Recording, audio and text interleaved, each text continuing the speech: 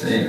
Let's talk about. Okay, so this show, I didn't know what I was going to do, but I knew I wanted to do a show. And I asked Cam, I booked the place, and I was like, for the show, and I was like, hey, Cam, I want to do a show here, man. And he's like, oh, cool, what kind of music you going to do? And I was like, oh, I don't sing, man. He's like, well, so like what? And I'm like, well, I'm thinking like a spoken word type thing. He's like, oh, so what are you going to do, stand up? And I'm like, well, I'll probably sit down for most of it. But this is what it turned into. 9/11. Do Nice segue. Are you in Bush Day? Who remembers where they were on 9/11? Most of you probably do. I was in basic training at Fort Leonard Wood, Missouri. I was 17 years old. We were out at a training exercise. It was 7th week of the 9-week basic training, so we were getting ready for our final tests and things, and we were out learning how to use, rocket launchers and claymore mines and stuff.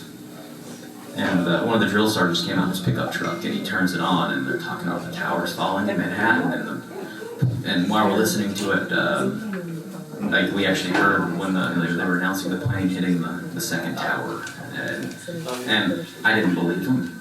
I didn't at the time, because in the 2nd week of basic training, they played this, I want to say prank, but prank's not the right word, because pranks are supposed to be fun. But they told us that we were going to war, and that a certain few people that had certain jobs, one of those jobs was drivers, were leaving immediately to this country. I don't even remember what country it was now. It's a country we've never been at war with.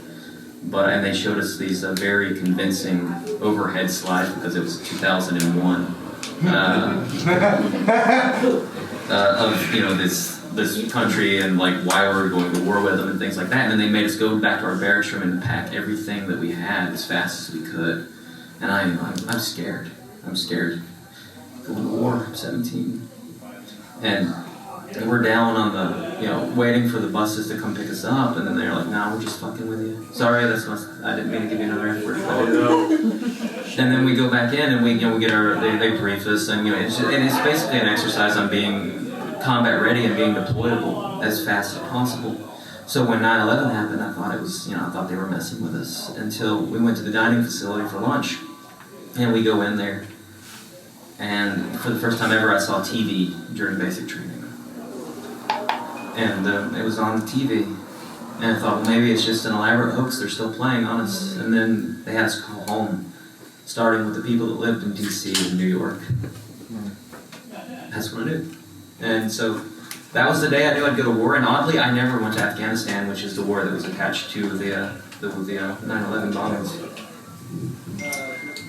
So I got sad. This one time,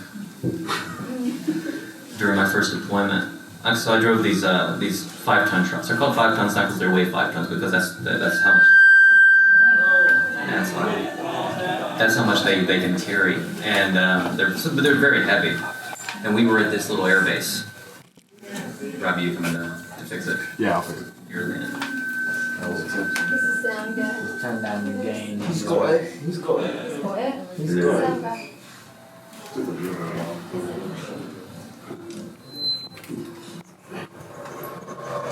Remix.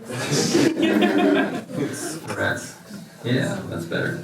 So I'm driving this truck, and these Rangers that were with us, everybody doesn't know the Rangers, they're one of the Army's special operations units, and they had these little gators. They're like little John Deere 6-wheel vehicles, kind of like ATVs. And there were 6 of them loaded up in it. One of them's a major. The major's a pretty high-ranking officer. And and they were behind this truck loaded down with garbage. They were taking the garbage to a burn pit. And I'm behind them. They're going as slow as balls. And I didn't want to go that slow. And the road winds around. And there's this little off-road trail that some of the special ops guys, because some of them have like little ATV, mini bikes, and 4-wheelers and shit like that. And so they've got this little trail. So I decided I'm going to take my 5-ton truck down this dirt bike path. And I'm getting it, like, these things max out at like 60 miles an hour, so I'm probably doing like 63 on this dirt bike trail. And there's this little drainage ditch, little rain gully type thing. And I had that thing full speed. Now I'm not wearing a seatbelt. And I got a helmet on, my K-Pod, but I didn't have the chin strap fast, and it's just sitting up there for show. And I hit that thing. All 6 wheels of that truck in the air. Like airborne, bunny hopped it. Yes, sir. I come up out of the chair, my helmet comes off. I hit all of this on the roof. My M16, if you've never seen an M16, they weigh about 8 pounds. About this long. Hit me in the face. I landed on my testicles. But I landed and I get back to my tent. And I go in. Come on.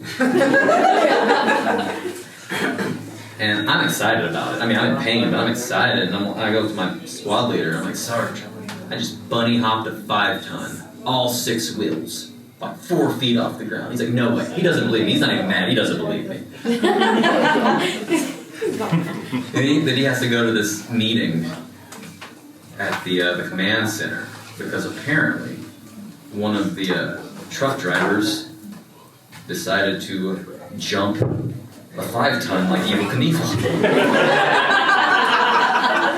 And he comes back to the tent. He's like, holy shit, man. Yeah, it was crazy. And then it was all fun and games until the mechanic popped the cab the next day, and the starter and the alternator were just hanging by their wiring harnesses.